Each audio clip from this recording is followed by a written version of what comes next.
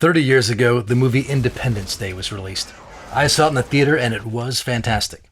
Even though the idea of Jeff Goldblum's character plugging his Apple PowerBook into an alien spaceship was fully as ridiculous then as it is now. But the overriding message of the movie, that the people of Earth would unite and rediscover their shared humanity, well, it left audiences feeling optimistic. And yes, patriotic. These days, patriotism is a bit of a dirty word, because a lot of people associate it with nationalist extremism and blind devotion to flawed systems. But what Independence Day and other alien-fighting franchises like Pacific Rim and even Star Trek indirectly point out is the opposite danger. What sociologists call atomization.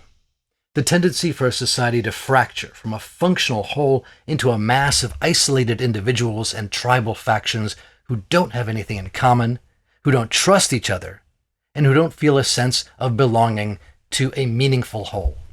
In Independence Day, the threat of annihilation by aliens brings people together. But for most of human history, religion was the unifying narrative that prevented atomization. Religion gave people enough in common to allow them to set aside their differences and work together.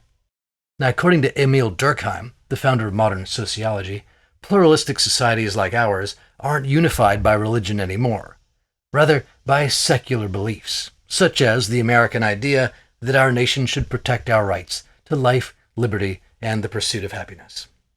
The key here is that the shared belief is in ideals, not institutions. In fact, Durkheim warned against mindless obedience to the state and proposed that a strong democracy is one in which the people hold their government accountable to those ideals. The bad news is that according to Durkheim, if a society loses faith in its ideals and abandons its collective narrative, it experiences three crises. First, a sense of chronic dissatisfaction, or what he called anomie.